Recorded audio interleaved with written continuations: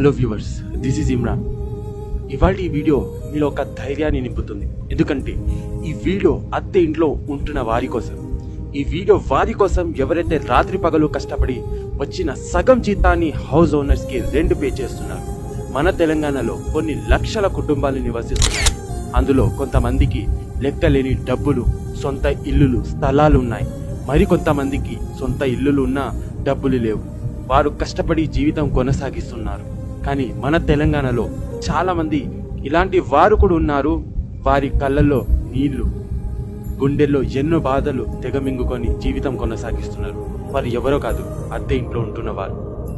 నెల మొత్తం కష్టపడి ఓవర్ టైంలు చేసి నెల ఆఖరికి జీతం వచ్చేసరికి సగం జీతం మొత్తం అద్దె ఇంటికి వెళ్ళిపోతుంది. మరో సగం జీతం ఇంటి ఖర్చులకి, పిల్లల ఫీజులకి వెళ్ళిపోతుంది. ఆ తర్వాత దాచి పెట్టలేరు, ముందుకి సాగలేరు. ఇక్కడి వారు అక్కడే ఉండిపోతారు. సో ఫ్రెండ్స్, మీలో చాలా మంది ఈ సిచ్యువేషన్లో ఉన్నారు. ఈ సిచ్యువేషన్ ఫేస్ చేస్తున్నారు కూడా. నేను ఇప్పుడు చూడండి, చాలా మందికి అడిగాను ఎవరైతే అద్దె ఇంట్లో ఉంటున్నారు. వాళ్ళు ఏమంటున్నారంటే, మాకు అనేది సొంత ఇల్లు ఉండుంటే మేమనేది మా డబ్బుల్ని దాచిపెట్టి మా పిల్లల ఫ్యూచర్కి ఖర్చు పెట్టే వాళ్ళమని. సో చాలామంది ఇప్పుడు ఏదైతే మన తెలంగాణ కాంగ్రెస్ ప్రభుత్వం ఈ ఇందిరమ్మ ఇల్లు పథకాన్ని మొదలు పెట్టిన తర్వాత చాలామంది ఎన్నో ఆశలతో ఉన్నారు, ఎన్నో కళలతో ఉన్నారు. అరే, మాకు ఇల్లు వస్తే మాకు ఎంతో డబ్బు మిగులుతుంది, మేము ఎంత డబ్బు అనేది దాచిపెట్టుకోగలం. అది మా పిల్లల ఫ్యూచర్కి, మా జీవితానికి. చాలామంది అనేది ఆ డబ్బులు ఏదైతే ఇప్పుడు రెండు కట్టలేకపోతున్నారు చాలామంది. ఇన్కేస్ ఆ రెండు మిగిలితే ప్రభుత్వం అనగనక ఎవరైతే అర్హులు ఉన్నారో వాళ్ళకి ఇల్లు, ఇందిరమ్మ ఇల్లు అనేది ఇవ్వడం జరిగితే ఏమవుతుందంటే ఒక రెండు బెనిఫిట్స్ అవుతాయి. ఒక బెనిఫిట్ ఏంటంటే వారు అనేది ఈ డబ్బును అనేది పోగు చేసుకొని ఏదైతే చిన్న వ్యాపారం మొదలు పెట్టవచ్చు. రెండోది, వాళ్ళు అనేది వాళ్ళ కళల్ని సాకారం చేసుకోవచ్చు.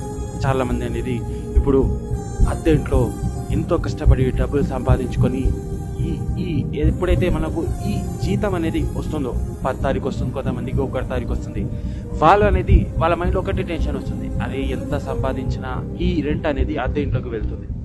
సో ఇన్ కేస్ ప్రభుత్వం అనేది అర్హులు ఉన్న వాళ్ళకి ఇందిరమ్మ ఇల్లు మాత్రం ఇవ్వడం జరిగితే ఖచ్చితంగా వాళ్ళనేది ఈ డబ్బు అనేది పోగు చేసుకొని వాళ్ళ జీవితాన్ని ముందుకి కొనసాగిస్తారు. సో ఫ్రెండ్స్, మీరు అనేది ఎంతమంది నా మాటకి అంగీకరిస్తున్నారో సో ప్లీజ్ నాకు కింద కామెంట్ చేయండి. దీనిపైన నేను డీటెయిల్గా కేస్ స్టడీ తీసుకొస్తాను. ఎంతమంది అనేది ఇప్పుడు ప్రస్తుతం ఎంతమంది అనేది ఇందిరమ్మ ఇల్లుకి అప్లై చేస్తారు. కొన్ని లక్షల మంది అప్లై చేస్తారు. కానీ కొంతమంది అర్హులు ఉన్నారు, వాళ్ళకి ఈ L3లో అనేది వేయడం జరిగింది.